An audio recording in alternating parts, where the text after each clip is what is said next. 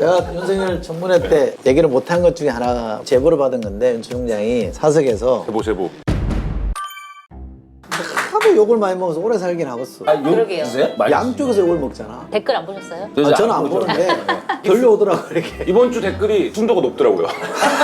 한 99% 되는 것 같아요. 아니 우리가 추 의원을 둘 다 깠잖아. 저희는 굉장히 어쨌든 전 최대한의 완희 기자도 욕을 많이 먹는 거예요? 많이 먹죠. 네, 많이 먹죠. 누가 그러던데 저는 욕하는 사람 별로 없다고. 그렇게 존재감이 없어? 아니 앞으로 뭐 하자는 거야 지금? 그걸 월 믿고 있어요. SCH님이 욕 드시더라도 소신 있게 지금처럼 그렇구나. 잘해주세요. 그래. 늘 응원합니다. 이런 욕은 댓글 아무리 달아주세요. 먹어도 배가 안 불러요. 오늘도 파이팅 해보겠습니다. 윤석열 총장 국정감사 때인가? 진짜 이런 질문을 했었어요. 검찰이 개혁되려면 넘어야 될 벽이 두 개가 있는데 하나는 살아있는 권력에 대한 수사다. 대통령이 살아있는 권력에 대해서도 해라 그랬으니까 내가 볼 때 당신은 막 할 것 같다. 그건 걱정해야 될 것 같은데 또 하나의 벽이 뭐냐면 제 식구 감사기. 모든 검찰총장이 그랬거든요. 자기 식구는 감쌌거든요. 그 벽을 넘어서야 된다. 기대하겠다 이렇게 했는데 윤 총장은 자기가 되고 나서 한 번도 자기 식구에 대해서 그렇죠. 뭐 해본 게 없어요. 당장 지금 뭐죠? 접대받은 술 네. 접대받은 검사 네. 결과 나왔잖아. 한 명은 기소하고 두 명은 불기소했죠. 근데 그 계산법이 희한하더만. 그거 진짜 말이 안 돼요. 야, 그거 진짜 아이디어 좋아. 네, 그거 한번 그래서 설명해줘봐. 두 명은 토탈 구조가 아니다. 되게 토탈 이해가 이런 안 거죠. 되는데? 거의 미분과 적분 수준의 어떤 치밀함과 고민이 엿보여요. 특수부는 달라. 특수부 다르다. 이런 술을 먹습니다. 회장, 피의자 신분입니다. 김봉현? 네, 김봉현 회장. 그리고 이 김봉현 회장을 변호하는 변호사, 이모 변호사, 3명의 현직 검사, 잠깐만요.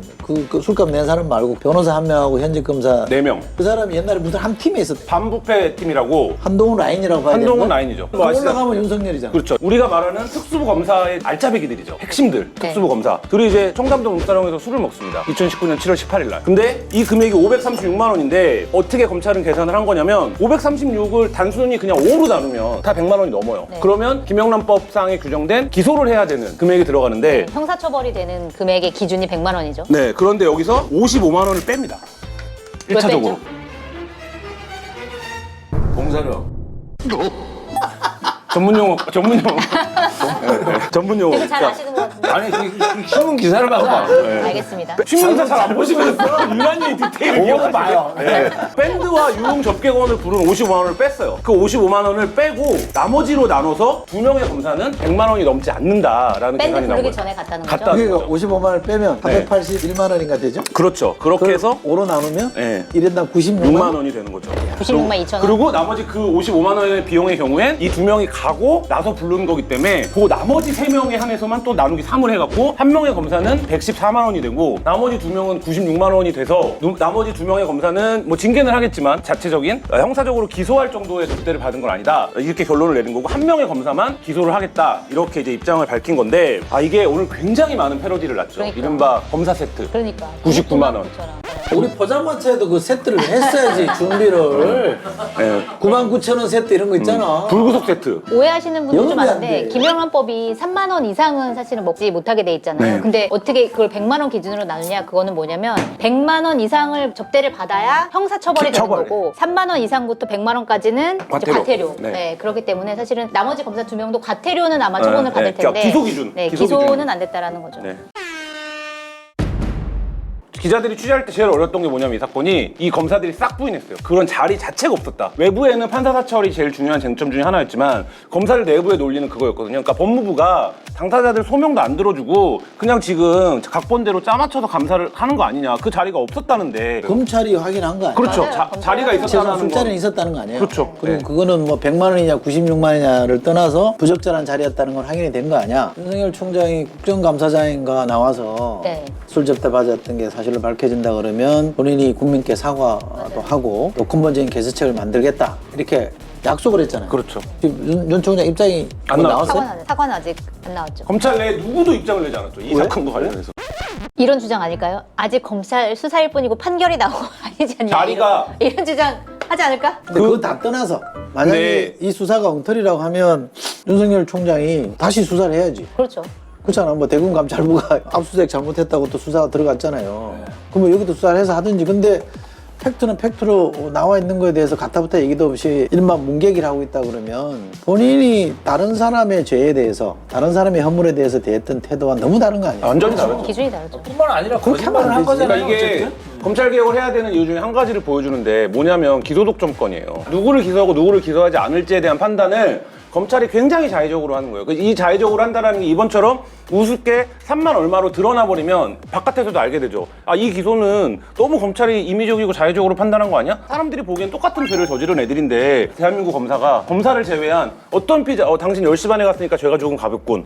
당신 12시까지 있었어? 당신 죄가 38,000원어치 더 무거워. 이렇게 안 해줘요. 당연히 이건 말이 안 되는 거고 검찰이 그동안 갖고 있었던 기소독점권이라는 게 누구를 기소하는 것도 굉장히 중요하지만 누구를 기소하지 않는 것도 굉장히 중요한 권리인데 근데 라고 궁금한 봐요. 거 하나 질문해도 돼요? 네네.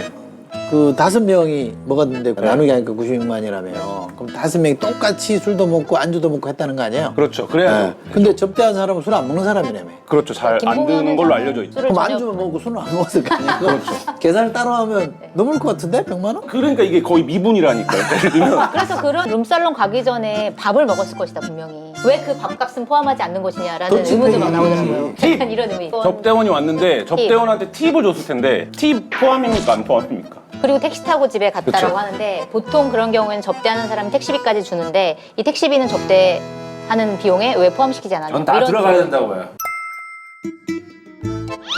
잘 저의 아시는 것 오랜 술 생활에 비추어봤을 접대 때 많이 당하셨나 봐요. 술은 하나의 총체적 문화의 과정이에요. 그래서 이거 다 들어가는 거라고 봐야 돼. 검사 3명이 술접대를 받았다라는 게 수사로 밝혀졌으면 빨리빨리 사과를 하고 우리도 우리 내부적으로 자정작용을 하려고 노력하고 있다. 그게 딜레마지. 왜냐하면 윤 총장으로는 딜레마가 뭐냐면 제가 볼 때 추론하야 한다 이거예요. 사실은 윤 총장이 처음에 되자마자 윤석열 차단을 중용하면서 절대 다수의 검사들이 또 등을 돌렸거든.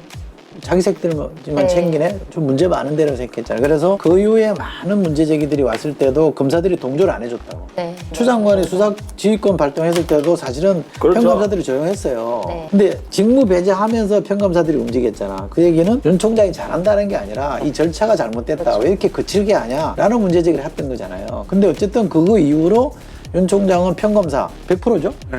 100%의 평검사가 자기 편에 선 거예요. 된 거야. 모양새가 대외적으로 볼 때는. 네. 근데 여기다 대고 내용과 상관없이 외형적으로 자기 편을 들고 있는 검사들과 뭔가 각을 세우는 맞아. 대립할 수 있는 틈을 만들어주고 싶지 않은 거죠. 윤 총장이 개입해서 야 우리가 내부 문제도 자정할 수 있고 사과할 수 있는 집단이라는 걸 보여주자 라는 거를 자기의 메시지로 할 거였으면 이 3명을 버렸어야 되는데 기소 다 하고 당연히 원칙대로. 근데 못할 거예요? 예, 그렇게 못한 상황에서부터 이미 지금 상황이 꼬여버렸다. 지금 윤 총장이 사과한다고 누가 진정성을 인정해 주겠어요? 내가 윤석열 청문회 때 얘기를 못한 것 중에 하나 제보를 받은 건데 윤 총장이 사석에서 제보. 경찰 수사와 검찰 수사의 차이. 수사권 조정이 되잖아. 그러면 경찰 수사는 고기에 비유하더라고.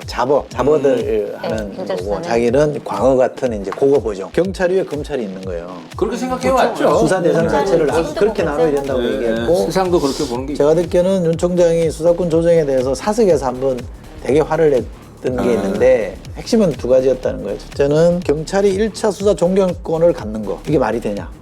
두 번째는 수사 지휘권 용어를 폐지해버렸거든요. 네.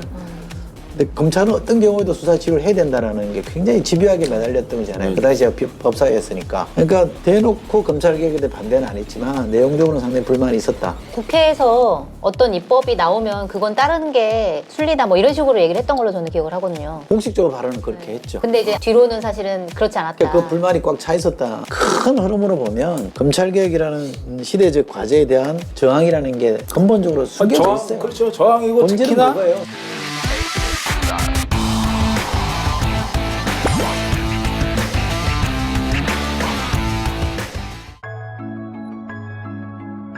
여기 변화를 만들어가는 서울 시민들이 있습니다.